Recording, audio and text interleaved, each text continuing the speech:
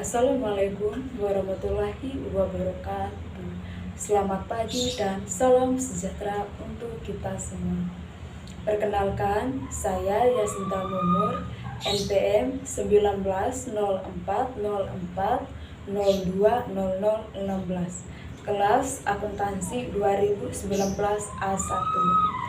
Pertama-tama, marilah kita panjatkan puji dan syukur kepada Tuhan Yang Maha Kuasa karena atas berkat dan perlindungannya sehingga pada kesempatan ini kita masih dalam keadaan sehat dan walafiat. Oke teman-teman, kali ini saya akan mempresentasikan hasil tugas saya yang mana judulnya yaitu pengaruh kemunculan UMKM baru terhadap tingkat pendapatan masyarakat lokal. Bab 1, pendahuluan 1.1 latar belakang. UMKM merupakan salah satu aspek pokok yang menjadi sumber kemajuan dalam suatu negara. Keberadaan UMKM merupakan suatu hal yang tidak bisa dilepaskan dalam aspek kemajuan perekonomian. Keberadaan UMKM sangatlah penting bagi masyarakat dan memiliki nilai manfaat yang tinggi, terlebih khususnya yaitu dalam hal pendistribusian pendapatan masyarakat. UMKM juga mampu menyerap tenaga kerja dalam skala yang lebih besar. UMKM adalah suatu usaha ekonomi produktif yang mana ia berdiri sendiri yang dilakukan oleh orang perorangan atau badan usaha yang bukan merupakan anak perusahaan atau cabang perusahaan yang mana dimiliki, dikuasai atau menjadi bagian baik langsung maupun tidak langsung dalam usaha mikro kecil menengah atau usaha besar yang memenuhi kriteria. Di Indonesia, perkembangan UMKM merupakan proses yang sangat baik untuk membawa kemakmuran dalam suatu bangsa. Berdasarkan data Dinas Kementerian Koperasi Indonesia bahwa perkembangan UMKM di Indonesia menunjukkan bahwa jumlah UMKM sebanyak 50 juta unit UMKM di seluruh Indonesia. 1.2 Rumusan masalah. Adapun rumusan masalah dalam penelitian ini yaitu bagaimana pengaruh kemunculan UMKM baru terhadap tingkat pendapatan masyarakat lokal. Yang berikut yaitu 1.3 tujuan penelitian.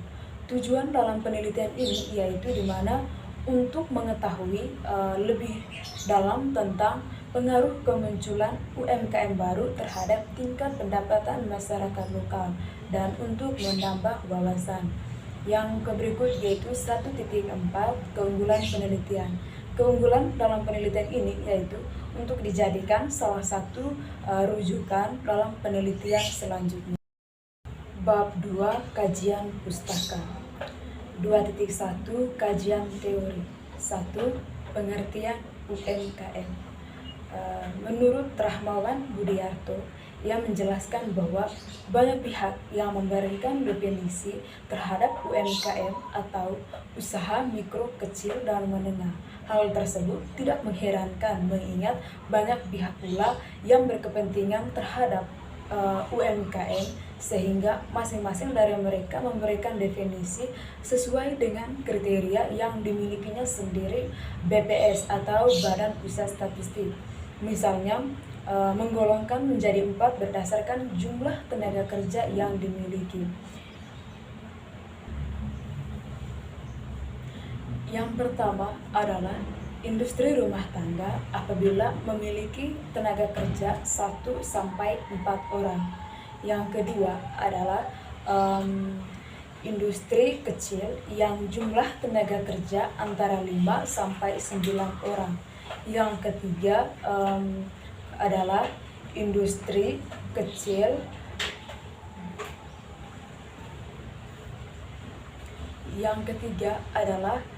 industri sedang atau menengah apabila memiliki tenaga kerja antara 10 hingga 99 orang. Yang keempat atau terakhir adalah industri besar apabila memiliki jumlah tenaga kerja lebih dari 100 orang. Berdasarkan Undang-Undang UMKM dapat didefinisikan sebagai berikut. A. Usaha mikro. A. Usaha mikro. Usaha mikro adalah usaha produktif milik orang perorangan dan atau badan usaha perorangan yang mana memenuhi kriteria yaitu memiliki kekayaan bersih yang paling banyak 50 juta. Hal ini tidak termasuk tanah dan bangunan tempat usaha. Yang kedua yaitu usaha kecil. Usaha kecil yaitu ekonomi produktif yang mana ia berdiri sendiri yang dilakukan oleh orang perorangan badan usaha. Yang kedua, usaha kecil. Usaha kecil adalah ekonomi produktif yang mana berdiri sendiri yang dilakukan oleh orang perorangan atau badan usaha yang bukan merupakan anak perusahaan atau bukan cabang perusahaan yang dimiliki, dikuasai atau menjadi bagian baik langsung maupun tidak langsung dari usaha kecil atau usaha besar. Hal ini memenuhi kriteria yaitu sebagai berikut. Memiliki kekayaan lebih dari 50 juta sampai dengan 10 miliar. Hal ini tidak termasuk tanah dan bangunan tempat usaha. Yang berikut yaitu usaha menengah. Usaha menengah adalah usaha ekonomi produktif. Yang ketiga yaitu usaha menengah. Usaha menengah adalah usaha ekonomi produktif yang mana berdiri sendiri yang dilakukan oleh orang perorangan atau badan usaha yang bukan merupakan perusahaan atau cabang perusahaan yang dimiliki, dikuasai atau menjadi bagian baik langsung maupun tidak langsung dengan usaha kecil atau usaha besar dengan memenuhi kriteria yaitu memiliki kekayaan lebih dari 500 juta sampai dengan paling banyak yaitu 10 miliar. Hal ini tidak termasuk tanah dan bangunan tempat usaha. Karena yang pertama tadi kita menjelaskan pengertian UMKM. Sekarang kita lanjut bagian yang keduanya yaitu pengertian dan teori pendapatan. Menurut Nababan, pengertian pendapatan adalah yang mana hasil penjualan faktor-faktor yang dimiliki pada sektor produksi. Yang kedua yaitu pengertian pendapatan menurut IAI. Menurut IAI, pendapatan adalah arus masuk bruto manfaat ekonomi yang timbul dari aktivitas normal perusahaan selama periode yang mengakibatkan kenaikan ekuitas yang tidak berasal dari kontribusi penanaman modal. Yang kedua yaitu pendapatan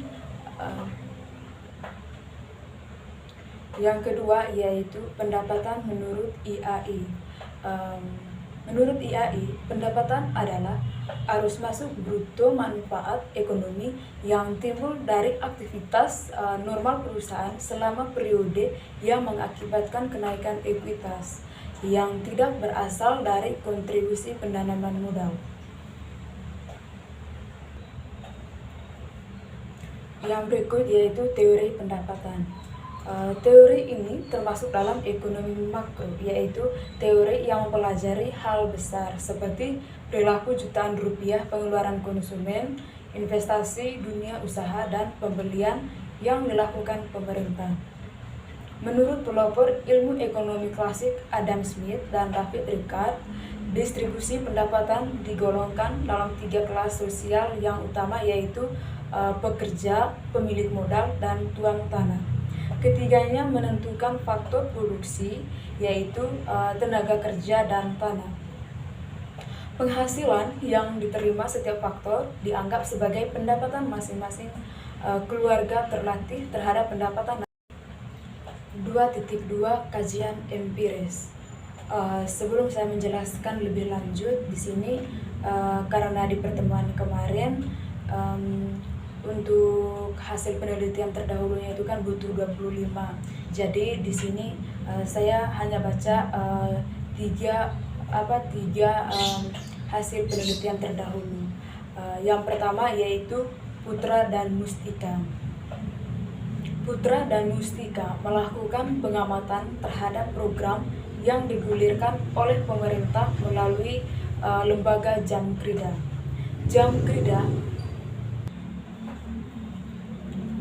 Jamkrida atau Jaminan Kredit Daerah memberikan jaminan kredit bagi UMKM dalam upaya membantu permodalan untuk kelangsungan dan pengembangan usaha di masa yang akan datang.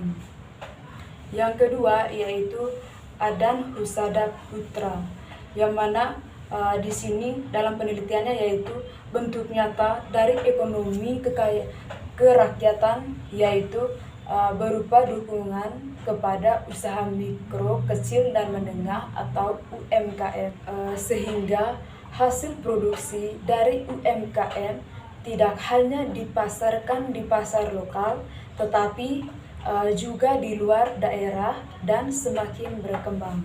Yang ketiga yaitu menurut Eko Prasetyo. Dalam penelitian Eko Prasetyo, ia menyimpulkan bahwa peran keberadaan UMKM yang paling menonjol adalah di mana kemampuannya di dalam penyerapan tenaga kerja atau mengurangi pengangguran. Bagi kebanyakan orang yang kreatif, inovatif, dan memiliki etos kerja tinggi, justru hal demikian menjadi lebih menarik dalam mendirikan sebuah usaha mikro, kecil, dan menengah atau sering disingkat dengan UMKM. 2.3 Kerangka konseptual. 1. Konsep variabel dan penelitian. Adapun variabel dalam penelitian ini yaitu variabel terikat dan variabel bebas. Variabel terikat dalam penelitian ini adalah usaha mikro, kecil, dan menengah atau UMKM, sedangkan variabel bebas dalam penelitian ini adalah pendapatan. Yang kedua yaitu hubungan antara variabel penelitian. Dalam penelitian ini terdapat hubungan antara variabel X dan variabel Y. Munculnya UMKM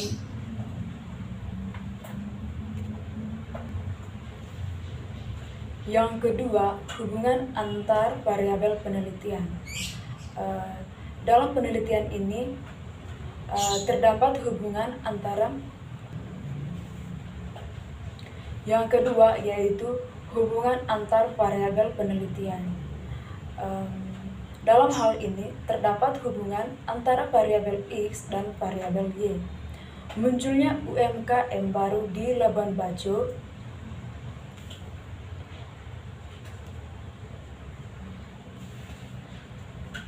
yang kedua, hubungan antar variabel penelitian.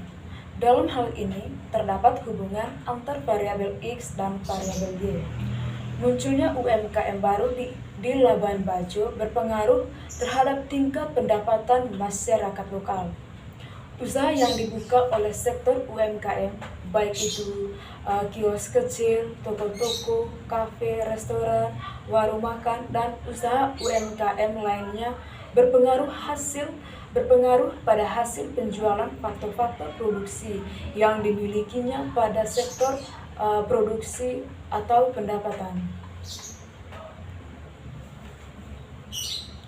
2.4 Hipotesis. Hipotesis utama dalam penelitian ini adalah terdapat pengaruh kemunculan UMKM baru terhadap tingkat pendapatan masyarakat lokal. Kehadiran UMKM membuat pendapatan masyarakat di Labuan Bajo semakin meningkat. Bab 3 Metode penelitian. 3.1 Rancangan penelitian.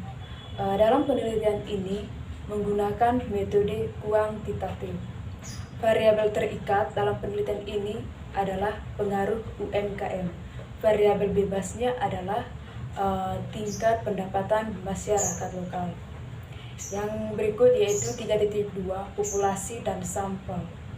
Sampel yang dijadikan objek penelitian adalah para pelaku UMKM sebanyak 30 orang pelaku UMKM.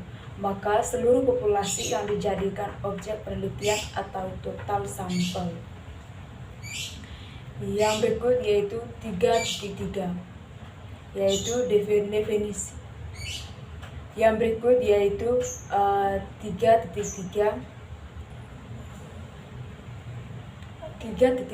definisi operasional. A. Definisi UMKM. B. Definisi pendapatan. Yang berikut yaitu 3.4 pengumpulan data. Cara mengumpulkan data penelitian ini yaitu observasi pada lokasi penelitian, melakukan penyebaran angket atau kuesioner, dan mengumpulkan data-data dari instansi terkait. Adapun sumber data dalam penelitian ini yaitu data primer atau jenis atau sumber data penelitian yang diperoleh secara langsung dari sumber pertama baik individu maupun kelompok, dan data sekundernya yaitu sumber data suatu penelitian yang diperoleh peneliti secara tidak langsung melalui media perantara.